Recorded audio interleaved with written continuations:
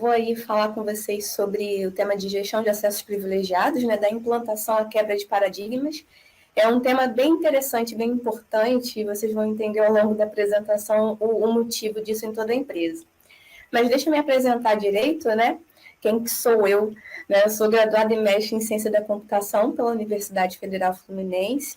A minha linha de pesquisa, né, do mestrado foi em blockchain, então até hoje também vai ter uma outra talk sobre isso, às 5 horas. Quem quiser assistir, fica à vontade, estou esperando por vocês. E lá na UFA eu tive a oportunidade de fazer parte de um projeto chamado Include Meninas, e ainda faço como voluntária, que ele tem o intuito de atrair mais mulheres, né, para a área de computação, para as áreas STEM. Ele é um projeto parceiro do Meninas Digitais, lá, chancelado pela SBC, então também uma outra área aí que eu também gosto muito de permear. E atualmente eu sou analista de cibersegurança aqui na Globo, né, cibersegurança da informação plena, segurança da informação plena.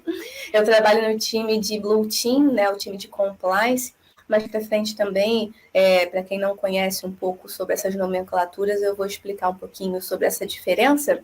E também poder me conhecer melhor, né, eu gosto aí de músicas clássicas, quem gosta fala que o certo é falar músicas eruditas, né? Mas, enfim, sou um pouquinho fanática nessa atmosfera e também estou me aventurando na culinária. Meus pais falam que a comida fica boa, então deixa eu ficar um pouquinho iludida, acreditando que eu sou aí uma mestre do sabor, né? Mas vamos lá, vamos seguir o baile.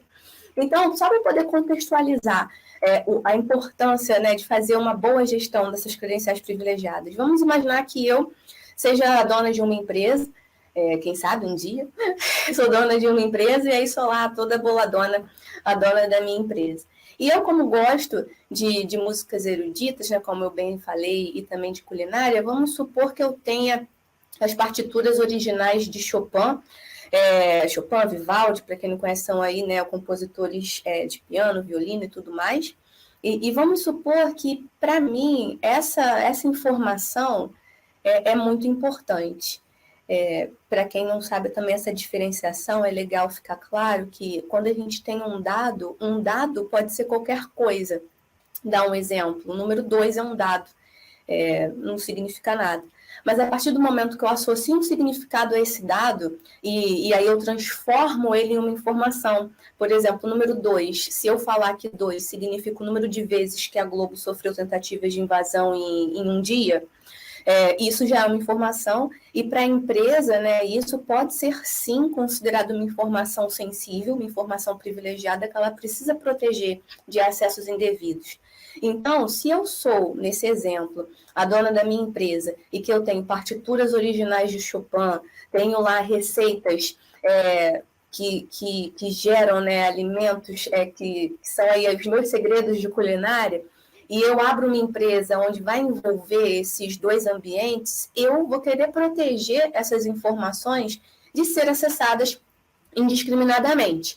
Então, eu vou protegê-las da melhor forma. Eu, sendo dona da empresa, nesse exemplo, eu vou contratar equipes para poder proteger o acesso a essa informação. Então, possivelmente, vou implantar uma área de segurança da informação, onde eu vou implantar técnicas, né, processos, frameworks e tudo mais para impedir o acesso indevido, e não importa a quantidade de equipamentos de rede que eu coloque para proteger o acesso físico e também pela rede a esse conjunto de informações, nada vai ser capaz de impedir o acesso de um usuário ter que entrar lá, um usuário desde que esteja autorizado, de entrar nesse ambiente para poder fazer determinadas ações, desde que seja uma consulta, desde que seja uma permissão de escrita, vai lá alterar, agora não são mais 10 quilos de açúcar, vão ser 5 quilos, enfim.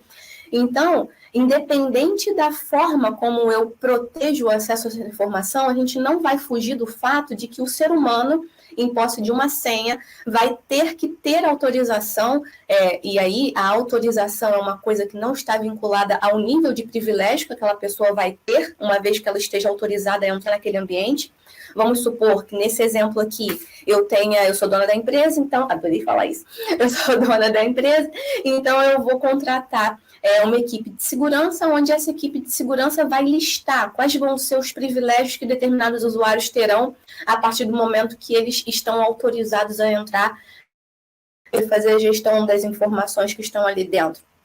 Então, essas pessoas, a equipe de segurança vai fazer recomendações para que criem senhas fortes, uma vez que as senhas vão ser a chave de entrada para esse ambiente, mas quando as pessoas entrarem lá, cada uma vai ter o seu tipo de privilégio. Uma vai ser poder de escrita, outra vai ser poder de leitura, e vocês vão entender por que eu estou focando um pouco nisso nesse momento.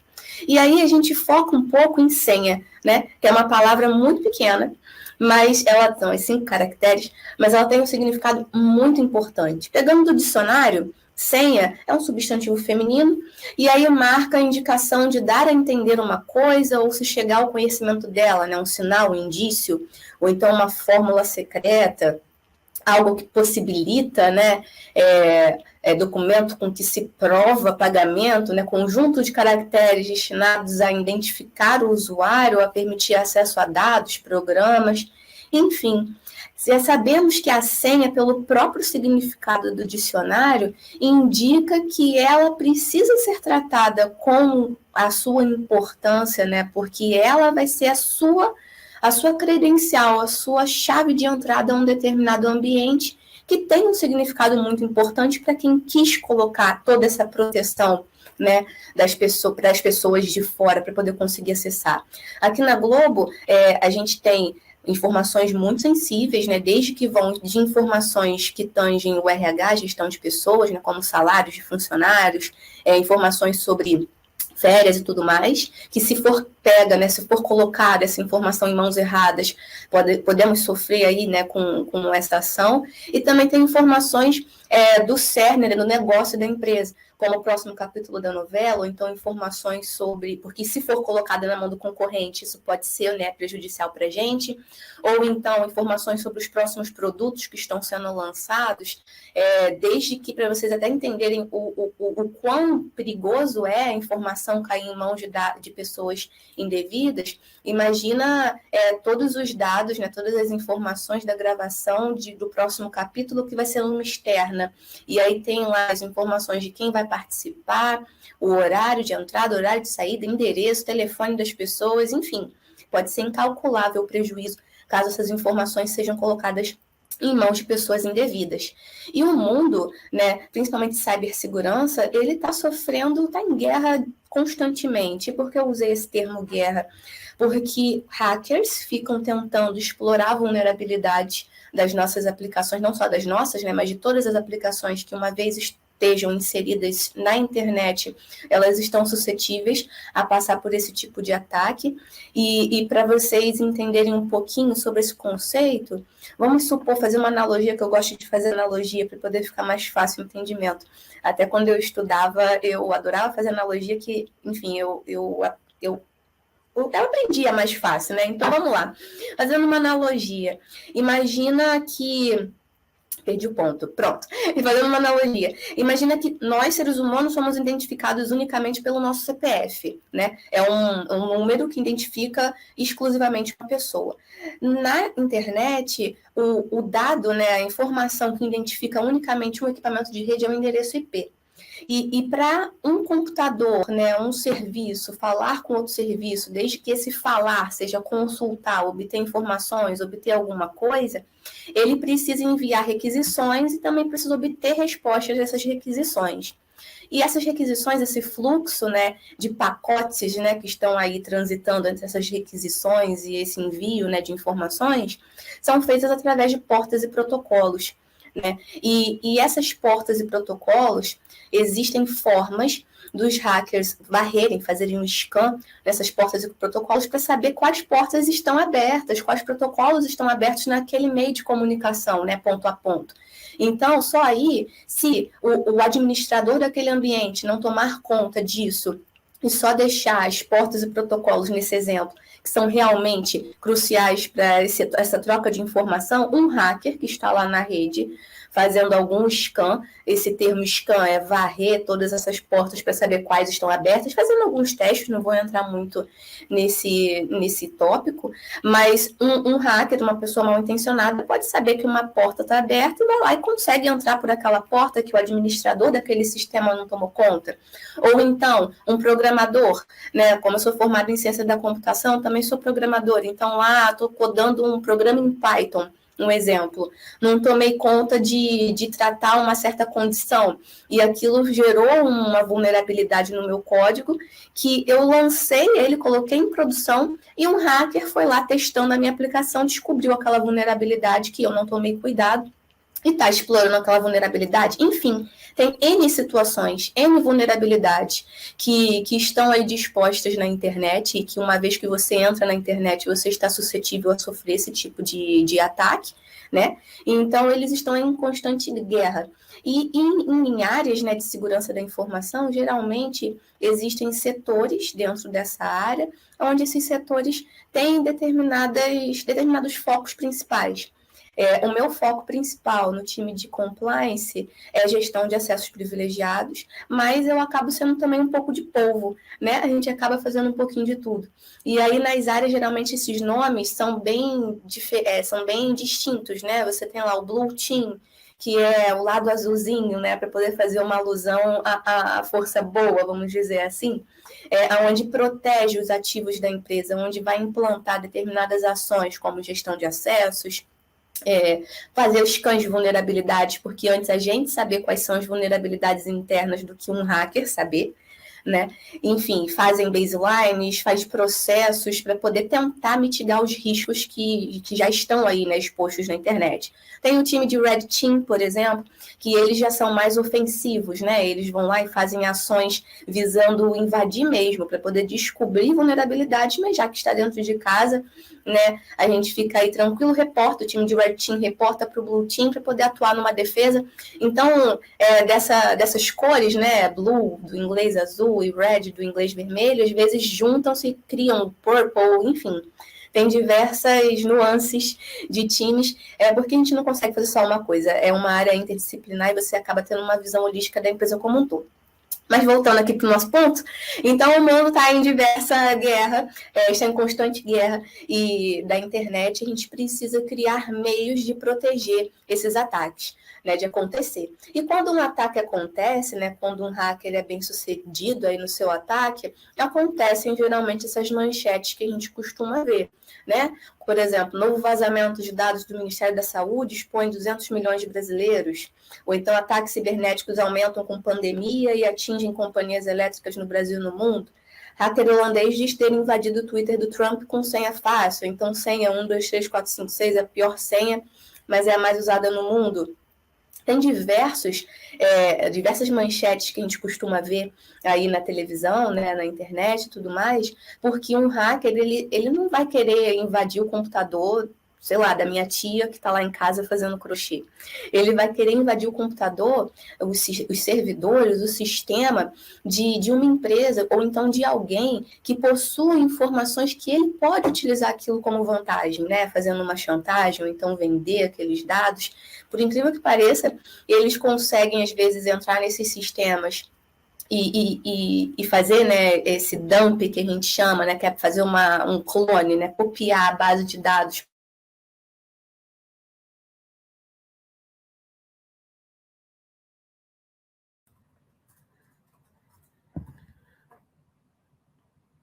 Meire, não sei se você está ouvindo a gente, mas a gente parou de te ouvir.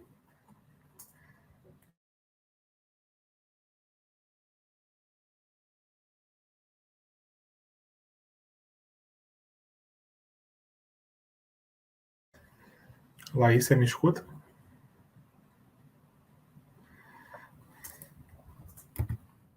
Não, mas pode perguntar.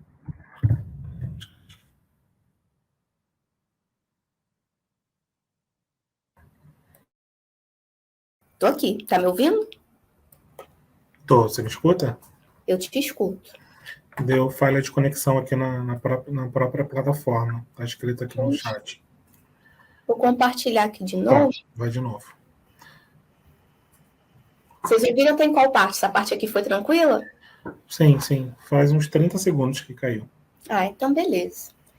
E aí, seguindo aqui, geralmente eles não vão querer invadir lá o computador, né, o sistema da minha tia que está fazendo crochê. Eles vão querer invadir computadores, servidores de pessoas que possuem essas informações, porque muitos pegam esses dados para vender esses packs de senha e tudo mais. E eu estava até falando sobre a empresa de telemarketing, né? Eu não estou falando que elas compram esses packs, mas geralmente algumas empresas compram esses packs de telefone baseado em alguma base de dados, enfim. Mas aqui o foco é sobre credencial, né, sobre acessos, e só para vocês entenderem o quão importante você, em posse de uma senha, conseguir protegê-la para evitar dessa senha ser descoberta através desses diversos ataques que existem aí no mundo e eles conseguirem invadir. Esse exemplo do Twitter do Trump foi uma senha fácil, que tem ali, né, MAGA 2020, exclamação. Eles conseguiram descobrir essa senha, e essa senha dava acesso ao Twitter dele pessoal. Já teve outros ataques também envolvendo presidentes, como Barack Obama, ou então o próprio Twitter, que invadiu lá as senhas de diversos atores famosos, socialites, como a Kim Kardashian e tudo mais, aonde eles conseguiram descobrir uma senha fácil de uma conta que continha um privilégio de administrar outras senhas no Twitter. E aí, por essa senha ser fácil, eles conseguiram entrar. Mas a gestão de acessos privilegiados não está só focado em ter uma senha forte, né? Tem muito mais aí, a gente vai ver um pouquinho sobre isso. Só para poder elucidar um pouco mais aqui o nosso cenário. Uma boa senha, geralmente, ela precisa ter 12 caracteres, números, letras maiúsculas e minúsculas e caracteres especiais. Mas isso não é o suficiente. Por quê? Como vocês viram lá no exemplo do Trump, né? Que a senha até que tinha tudo isso. Mas só que os hackers, eles conseguem fazer essas invasões utilizando diversos métodos, essas descobertas de senha, utilizando diversos métodos. Existem aí os força bruta, que é tentativa e erro. Eles vão tentando fazer combinações até conseguir quebrar. Existem aí dicionários onde eles já possuem umas palavras, né, que são muito utilizadas. Por exemplo, aqui na Globo existem algumas palavras que a gente bloqueia do usuário utilizá-las por elas serem muito conhecidas, como time de futebol, o próprio nome da empresa, essas coisas, nomes mais comuns de brasileiro, porque da mesma forma que a gente sabe disso e que as pessoas que utilizam essas palavras sabem que elas são comuns, os hackers também sabem, e eles criam essa lista, né, de dicionário, onde quando eles vão fazer uma força bruta para tentar descobrir uma senha, eles utilizam esse conjunto de palavras também. Então, vamos supor que a gente traga aqui para o nosso cenário agora o Joãozinho. O Joãozinho, enquanto ele era jovem, adolescente, ele tinha uma senha forte, e essa senha forte que ele criou lá, ele utilizou para acessar o e-mail pessoal dele, as mídias sociais e tudo mais. Mas aí o Joãozinho cresceu, virou o tio João. E aí o tio João continua com aquela senha que ele tinha forte para as mídias sociais dele, para o e-mail pessoal. Mas agora que ele começou a trabalhar, ele tem um e-mail profissional, então é uma boa prática ter uma senha diferente para cada tipo de acesso que você precisa fazer.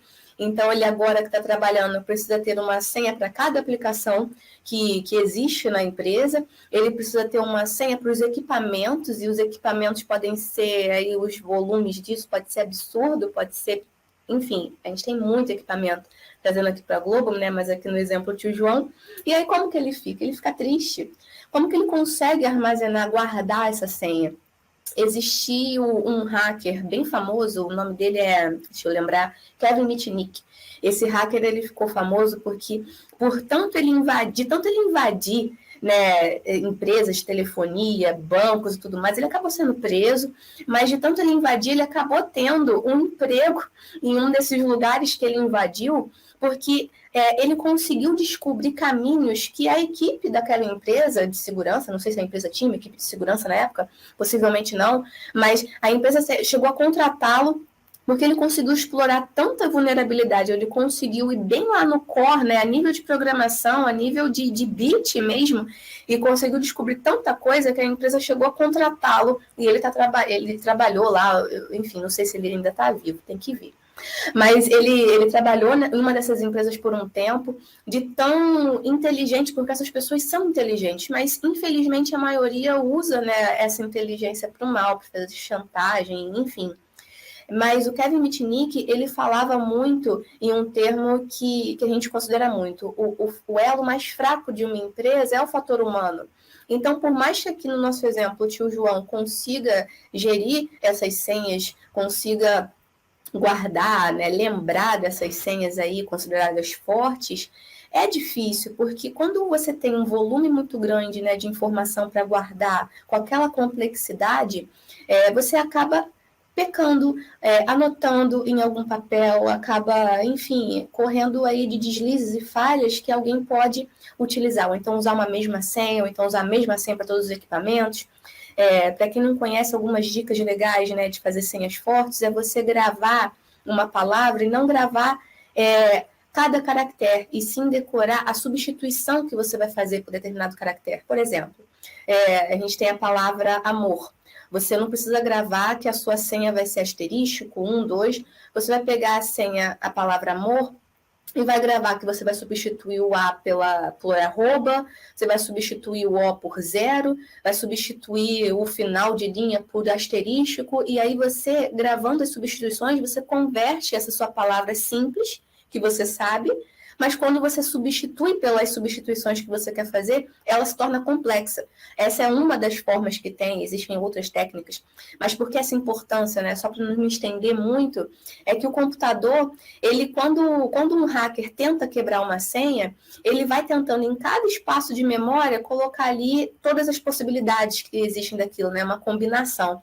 E o computador tem um tempo de processamento para aquilo. Se eu pegar um campo de 3 caracteres e ficar no primeiro caractere, colocando variações de 0 a 26 caracteres, vamos dizer assim, que são as letras do alfabeto e mais alguns índices aí. Enfim, vamos dizer que eu coloco uma senha com letras e números, então em uma única posição eu posso ter aí qualquer valor de 0 até 30. E aí, chutei aqui, tá? De 0 até 30. Então, ali o hacker vai fazendo aquelas combinações nessa posição, se descobriu uma com sucesso, ele coloca no outro campo, né, no outro slot de memória, e vai fazendo isso. O computador tem um tempo para processar aquilo. E quanto mais quantidades de memória e mais complexo for esse intervalo de caracteres que ele pode colocar ali até tentar um sucesso, isso aumenta muito o tempo de processamento do computador. Então, por isso que existe, né, essas dicas de colocar um comprimento pré-definido de senhas para poder deixar o hacker tentando quebrar ali numa tentativa e erro e o tempo ficar muito grande ao ponto de ele não conseguir descobrir. Mas, enfim, vamos voltando aqui para o nosso foco. E aí, uma empresa, ela tem identidades, né? Você não pode considerar, nesse exemplo do tio João, que a pessoa tio João é a identidade tio João para a empresa. Não. O tio João possui diversas senhas que dá acesso a diversos sistemas. Então, para cada sistema que ele utiliza, para aquele sistema, sob a perspectiva daquele sistema, ele é uma identidade. Então, nós temos aí as identidades normais, nós temos as identidades, o que eu quero dizer com normais? É que só tem acesso ao e-mail, acessos mais rotineiros. Temos as identidades privilegiadas, que possuem acessos a ambientes privilegiados da empresa, servidores que contêm informações sensíveis para a empresa. Temos aí identidades de prestadores de serviço, né, de prestadores terceiros, que vêm para prestar um determinado serviço ali, momentaneamente, depois saem.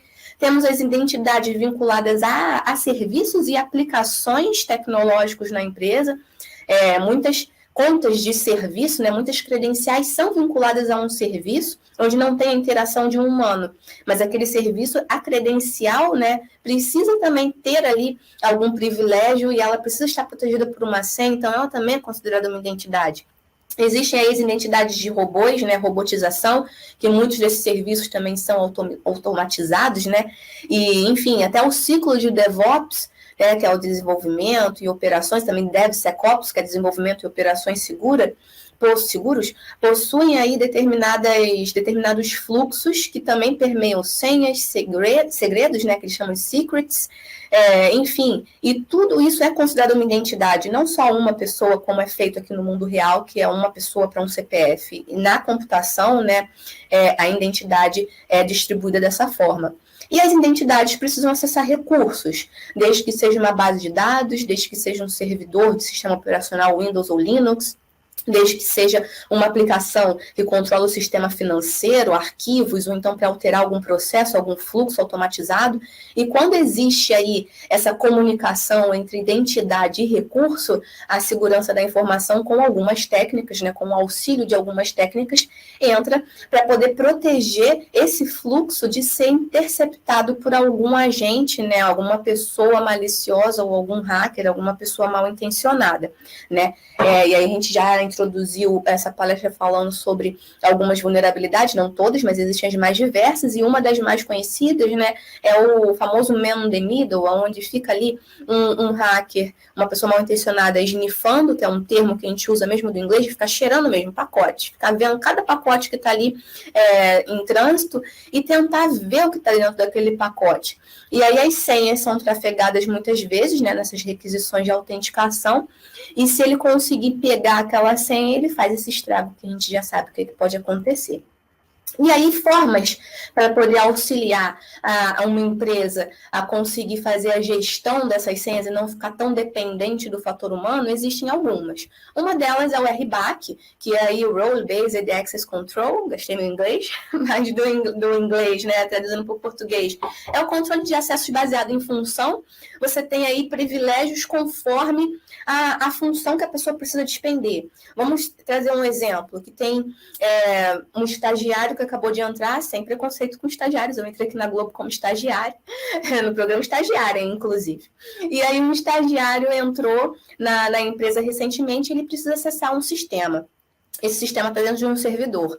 Por mais que esse estagiário faça parte do time de segurança, ele só precisa entrar em um servidor. Faz sentido eu dar para esse usuário, para esse estagiário, um privilégio análogo ao time de segurança que precisa acessar todos os servidores da Globo? Não, porque ele ainda só precisa entrar em um, não precisa entrar em todos. Ele ainda pode não ter essa expertise de proteger a senha, ele pode usar a mesma senha que ele usa em outras bases externas da Globo, e a gente não sabe, né, se pode confiar nessas outras bases. Um exemplo, eu já tive minha senha vazada porque eu cadastrei a minha senha, não da Globo, a minha senha pessoal em uma base do Adobe, lá do PDF, né, Adobe, e a base deles foi hackeada. E a minha senha pessoal estava ali. Então, eu tive que trocar, enfim. Mas imagina se eu utilizasse a mesma senha nas minhas ferramentas, nos meus acessos da Globo. Uma vez que essa senha está vazada, um hacker podia pegar, descobrir que eu trabalho na Globo e ficar tentando entrar nos meus sistemas, e ele ia conseguir nesse exemplo. Então, não faz sentido eu dar um privilégio tão amplo para uma pessoa recém-chegada. Em segurança, existe um conceito chamado privilégio mínimo, onde a gente só dá o privilégio que a pessoa realmente precisa. E aí é esse RBAC aí, né, onde consegue configurar de acordo com a função da pessoa e aonde a pessoa precisa entrar, qual o privilégio que ela vai ter vinculado à credencial dela. E também existe esse outro termo, né, o ABAC, que é o Access Based Attribute Control, né, ele é o controle de acesso baseado em atributos, onde a gente faz aí uma analogia, faz uma correlação entre os atributos existentes da empresa para poder conseguir dar ou não um privilégio para aquela credencial. Então, por exemplo, um carro possui atributos. Um carro pode ser verde, pode ser alto, pode ter roda baixa, enfim. N atributos. É igual no mundo tecnológico, um usuário, né? Ele pode pertencer a uma equipe, onde essa equipe possui atributos, onde quando ela entra em um determinado servidor, em um determinado sistema, ela só pode desempenhar algumas funções. Então, fazendo aí um cruzamento, a gente consegue dizer se dá ou não o privilégio. Mas mesmo assim, existindo essas duas formas, né, RBAC e ABAC, que são formas, são boas práticas, né, são processos existentes para tentar ajudar, ainda fica um pouco complicado para poder conseguir fazer toda essa hierarquização de acesso. Porque em uma empresa a gente não tem só um grupinho pequeno de pessoas, né? Nós temos aí mais de 10 mil funcionários. Então, imagina ficar fazendo isso de forma tão granular. Meire aqui ia ficar maluca, a gente ia ficar insano, porque é complicado. E você conseguir, né, não pecar, porque quando nós somos seres humanos, nós podemos errar. Então, conseguir errar seguindo essa estratégia é muito fácil de você dar um privilégio a mais ou dar um privilégio a menos. Então, Geralmente, só para poder trazer aqui mais a importância disso, né? Existem usuários que possuem funções e eles podem fazer, né? Possuem aí privilégios, podem fazer determinadas funções. Para eles conseguirem fazer, eles precisam ter determinados privilégios. E aí, esse cruzamento que é mais importante e mais primordial, deixa eu só tirar aqui isso que deve estar também aparecendo para vocês e para mim está incomodando. Pronto. Ele pode ser mais crítico numa empresa de conseguir fazer a gestão disso. E por conta disso, existem algumas ferramentas, soluções, frameworks, né, processos que visam auxiliar uma pessoa que cuida dessa administração desses acessos para poder não ficar louca, né? Mas tudo isso, né, esses processos, essas ferramentas, essas soluções, não são varinhas mágicas.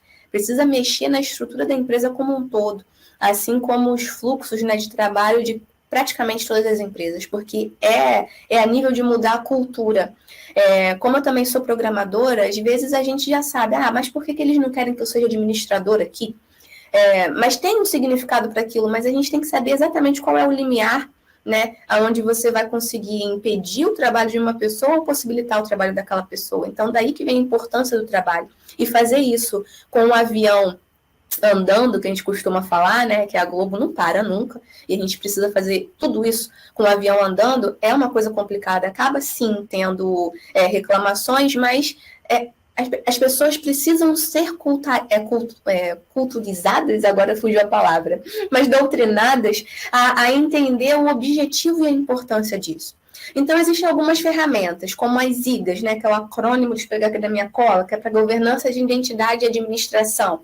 Também existem aí IAM, que significa Gestão de Identidade e Acesso. E também tem o PAM, que é Gestão de Acessos Privilegiados, né, Privileged Access Management.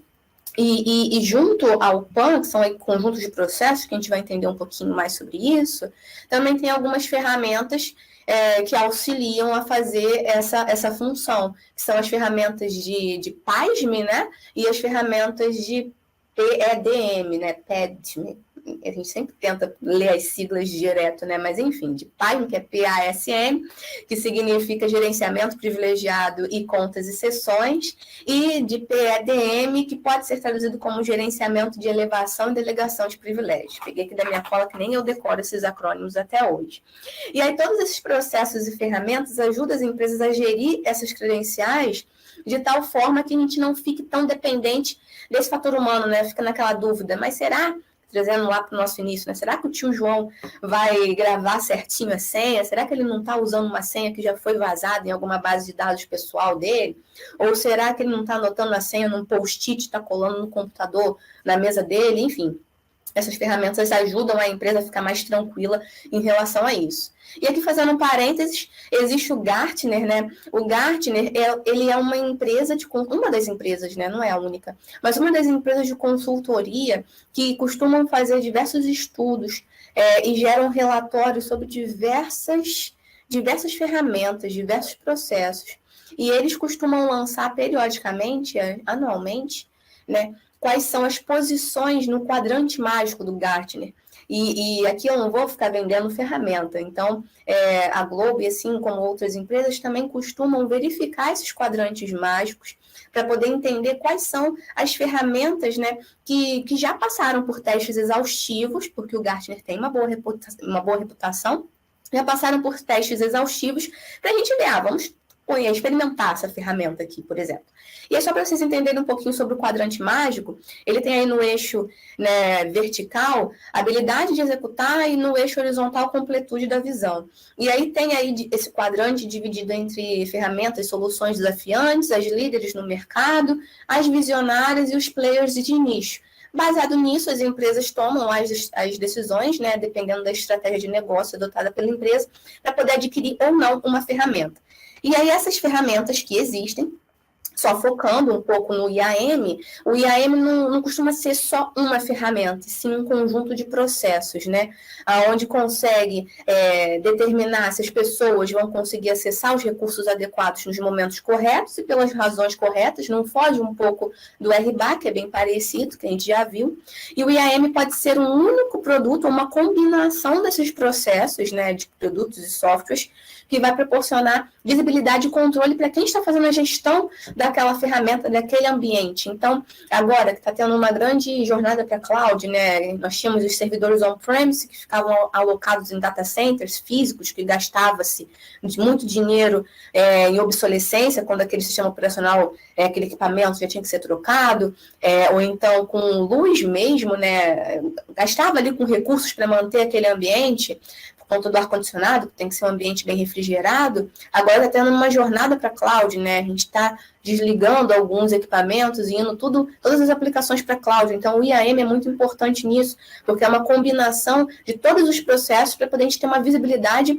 e não deixar passar nenhuma credencial, porque é fácil a gente olhar para um grupo de 5 pessoas, mas é impossível sem o acesso desses processos e dessas ferramentas, desse conjunto, né, de processos e ferramentas. E aí o IAM ajuda a prevenir ataques baseados em identidade e violações de dados, provenientes de um aumento de privilégio, como a gente viu lá atrás, né? Uma credencial que possui privilégios de administrador do Twitter. Se um hacker conseguir descobrir a senha de uma pessoa que possui esse privilégio, ele vai conseguir fazer um estrago. Então, essas ferramentas ajudam, desde gerar alertas, desde onde esses alertas, né, a gente pode configurar para ele ser reativo ou proativo, né? Enfim. O IGA são soluções aí mais gerais que ajudam no gerenciamento do ciclo de vida da identidade, né? Eu botei conectores, já vão entender o porquê. Como a gente já viu, identidade pode ser qualquer coisa, né, que esteja vinculada a um ser humano. Então, eu tenho uma identidade para acessar o meu notebook, uma identidade para acessar o meu celular e assim por diante.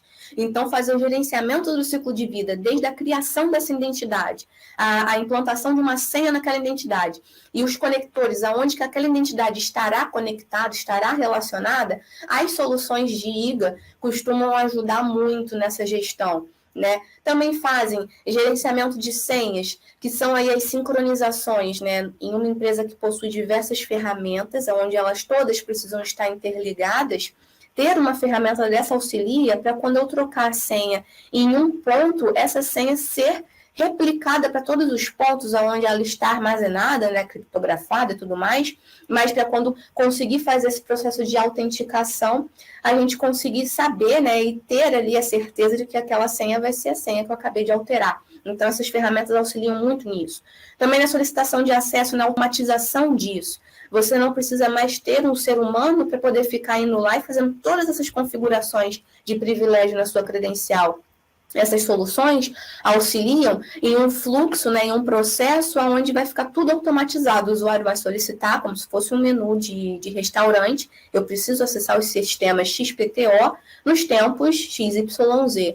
Vai startar aí uma esteira de aprovação e essa aprovação vai ser dada ou não pelas pessoas cabíveis a isso, né? E está correlacionado com provisionamento automatizado, fazer toda uma governança, né? Governar essa identidade, entender quando ela nasceu, como que ela está sendo usada, ter reportes automáticos e tudo mais. E aí tem os PANs, né, as ferramentas e soluções de PAN, que aí, para a gente conseguir implantar uma ferramenta dessa na empresa, precisa responder algumas perguntas, né? Como que você define uma conta privilegiada para sua organização? Você vai vincular uma única conta para poder configurar todos os privilégios em uma única conta? Aí imagina, se essa conta for comprometida, você vai ter um privilégio muito grande. Então, como que é feita, né, essa concessão de privilégios? Como que é feita essa distinção? Quem que precisa acessar suas contas privilegiadas? Vão ser todo mundo? Todo mundo vai ter que ter acesso a tudo da empresa? Só um grupo de pessoas? E como que vai ser essa distinção? Por áreas, por departamentos? Ou então você confia, enfim, especializados, não fiquem chateados comigo, gosto de vocês, coração.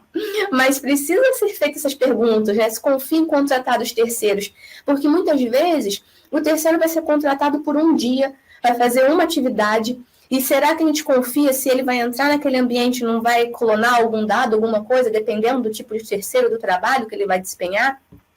Janelas de tempo, tem um termo muito utilizado agora, que é o acesso JIT, né, Just in Time. As empresas estão querendo fazer isso, mas não é tão simples, porque existe aí diversas configuraçõezinhas a nível de arquitetura que isso impacta um pouco na cultura e no processo habitual da empresa, que muda tudo, né? Mas o JIT, o Just in Time, é quando você quer acessar um determinado ambiente, você solicita o acesso para utilizar aquela credencial naquele momento, naquele intervalo de tempo que você vai informar, e uma vez aprovada, você utiliza. Acabou, findando aquele prazo, aquela conta não vai estar mais disponível para você e todo o seu profile vai ser apagado. É um mundo lindo. Mas para fazer isso, tem que saber e mensurar o impacto que vai ter nos acessos diários desses usuários aí privilegiados, né? E o que acontece se essas contas forem comprometidas por um invasor externo? Qual que é o risco daquela conta? É tenso. É tenso fazer a tarefa que eu faço. Tem muitas coisinhas para poder você pensar. E aí, como eu disse, existem algumas ferramentas que auxiliam, né? Tem as ferramentas de PASME, né, que a gente já viu, onde elas são compostas geralmente por um servidor, onde eles nomeiam de vault, onde esse servidor de vault vai ser o cofre, onde vai hospedar todas as senhas, e geralmente esses servidores de vault é uma boa recomendação ficar fora do domínio, né, apartado do domínio, porque aí caso algum atacante consiga invadir o domínio, ele não e esteja fazendo movimentação horizontal, né, que é tentar, uma vez que ele invadiu um ponto, tentar ver o que ele consegue alcançar a partir daquela origem, ele não chega nesse servidor onde tem as senhas de todo mundo. Então, esse servidor de vault é uma boa recomendação ficar fora do domínio. E essas soluções também são compostas por soluções que são conhecidas como gateway, né? PSM, geralmente, que nada mais é do que criar uma VLAN, um range de IPs, né? Uma interface onde vai estar intermediando a VLAN de origem do usuário para a sua VLAN de servidores, onde contém os servidores, onde tem aplicações críticas para a empresa. Então, o usuário não vai estar diretamente ele para o servidor, ele vai estar ele para essa VLAN intermediária e essa intermediária, por sua vez, indo para o servidor. Então, você não faz as liberações a nível de redes, porque essas ferramentas precisam ter uma abrangência muito grande na empresa. Você não faz mais a liberação de redes da origem de usuário para o servidor final, porque a origem do usuário, o computador, o endpoint do usuário pode ser comprometido muito fácil por phishing, enfim, diversos vírus, malwares, por diversas coisas aí que estão no dia a dia. Mas uma vez que você tem uma VLAN intermediária e esta tem toda a proteção de acesso, onde só vai entrar quem precisa realmente para fazer a gestão daquele ambiente, e daquele para os demais, aí essa ferramenta que fica nessa VLAN intermediária aqui, nesses servidores de gateway, quem faz a gestão é o time de segurança. E o usuário não precisa entrar nesses servidores, ele só precisa fazer uso de uma aplicação que está rodando nesse servidor. Então, aumenta um pouco essa camada de segurança, de proteção, que a gente costuma falar que segurança da informação é igual uma cebola, com diversas camadas, e é sempre bom pecar pelo excesso, não pela falta. E essas ferramentas também fazem a gestão da senha. Quando você tem uma senha, por mais que ela seja forte, essa senha fica vinculada a um hash, que é a criptografia, né, daquela senha, vamos dizer assim. E é onde aquele dado em texto claro, se a minha senha for bolinha, eu vou criptografar essa senha, ela vai ficar armazenada no sistema operacional, né? Geralmente, se for Windows, no Active Directory, ou enfim, algum sistema que tem aí protocolo LDAP para poder fazer o uso disso, e essa senha vai ficar criptografada e armazenada ali. Mas existem diversos ataques, e um deles é o PSD hash, que eu não vou entrar muito em detalhe como que funciona, mas ele faz uso desse hash dessa senha. Por isso que é recomendado trocar a senha de tempos em tempos, para você também mudar o hash dessa senha. Para que se um hacker conseguir pegar esse hash, ele não consiga fazer esses ataques de PSD hash, que é utilizar, se passar como se fosse você, uma vez que ele tem o hash da sua senha, igual ele tiver a senha em texto claro, né? Então, essas ferramentas também fazem as rotações das senhas, que por sua vez rotacionam o hash, e você não precisa mais se preocupar em decorar a senha. E é um mundo lindo, você está lá tranquilo com a sua senha, não vai estar parada indeterminadamente, ela vai estar sendo trocada periodicamente. Então, se algum hacker, se a sua senha for vazada em algum momento, ela vai estar ali sendo trocada. A senha vai ser forte, porque a gente consegue determinar e configurar a complexidade dela. E ela também, ela vai estar ali para se você quiser consultar. Mas essas ferramentas geralmente possibilitam que você acesse os servidores, por exemplo, sem precisar saber essa senha em apenas um botão. Parece mágica. Mas a arquitetura disso é um pouco complexo. E isso depende aí de diversos pontos que a gente vai entender um pouquinho mais para frente. E ali a animação ficou ruim, mas também tem outras ferramentas, né, que é o PADM, como a gente tinha visto, onde os privilégios específicos eles são concedidos no sistema. Então, aí a gente muda um pouco a perspectiva, né, do PASME. Você não configura e não tem o auxílio de todos esses módulos, né? Você tem o auxílio de outros módulos também, mas você configura diretamente em cada servidor. Nesse servidor, você vai ter esse tipo de privilégio e isso vai ser baseado no host, né? Vai ser baseado em elevação de privilégio. O PADM está muito vinculado ao ABAC, que a gente viu, e também ao JIT. Mas ele ainda é um pouquinho mais complexo, porque como ele não tem o Vault, né, onde vai ser um servidor que vai armazenar todas as credenciais, ele vai ser configurado diretamente nas aplicações que estão hospedadas nos servidores, geralmente isso causa um pouco mais de tribulação, né? Vamos lá, de incômodo para poder implantar, é um pouco mais complicado em um ambiente que está, como a gente fez a analogia de um avião em pleno voo, né? Quando é um ambiente do zero, geralmente fica um pouco mais fácil. E aí, só para fechar, que eu sei que está todo mundo já com fome para poder almoçar, mas, por exemplo, tudo isso que eu trouxe aqui é só para entender que tem muito mais coisa, né? Eu não ia trazer desenho de arquitetura aqui, mas quando eu disse no título arquitetura, é para poder ter em mente que vai ter uma mudança de cultura também da empresa como um todo. Então, quando for implantar uma solução como essa, eu particularmente, Meire, prefiro perder muito tempo, não é perder, eu falo que é ganhar experiência.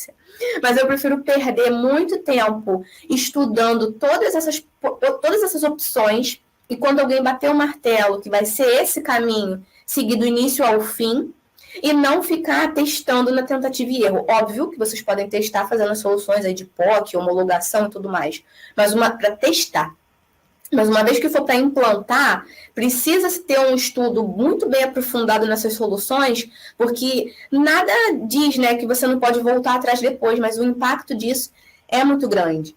Então, geralmente, quem cuida dessa parte precisa fazer um programa, está correlacionado com toda a empresa, já que vai impactar o acesso, a rotina da empresa como um todo. Então, a empresa precisa estar preparada com programa de estratégia de segurança, fazendo avaliações constantes de análise de risco, benchmarking, foi uma coisa que a gente fez muito, né, que foi consultar outras empresas para ver como que eles estavam, né, utilizando essas soluções, fazer políticas, né, ter estratégias e governança de segurança. Agora que está nessa jornada para cloud, né, precisa sim pensar nesse mundo multi-cloud, porque seria leviano de minha parte falar que a gente vai conseguir levar tudo que está no on-premise para cloud, não é 8 ou 80. A gente precisa conviver com esse cenário híbrido, né, de soluções on-premise e soluções na cloud, e não usar só um fornecedor. Aqui a gente usa, eu brinco que a gente tem um acúmulo Nimbus, né, a gente usa várias nuvens, aí, vários provedores de nuvens. Então, segurança de dados, né, classificação, proteção de dados, com a LGPD também, né, se uma informação dessa, se uma senha vazar e a pessoa conseguir invadir, que dados que vão ser impactados também vai gerar prejuízo para a empresa. Então, enfim, ataques e penetração, que também está muito ligado com o Red Team, precisa fazer esses testes rotineiramente, para poder, engenharia social também, testes de engenharia social nos funcionários, para a gente saber como que está a nossa maturidade da empresa, e isso vai impactando como um todo nesse tipo aí de implantação de ferramentas. Então, aqui eu agradeço, né? Falei um pouco demais, agradeço a presença de quem ainda ficou aí comigo até o final. Estão os meus contatos no LinkedIn, as minhas redes sociais, e quem quiser conversar um pouco mais sobre isso, eu vou ficar muito feliz se eu puder ajudar, porque eu costumo falar, né, que a gente precisa valorizar muito o conhecimento, que ele é uma das únicas coisas que ninguém tira de você. Então, não está longe de mim saber tudo sobre isso, eu vou aprender muito se vocês vierem com dúvida para mim, então eu gosto dessa troca. Então, quem quiser conversar e depois ter meus contatos, a gente toma um café aí e conversa.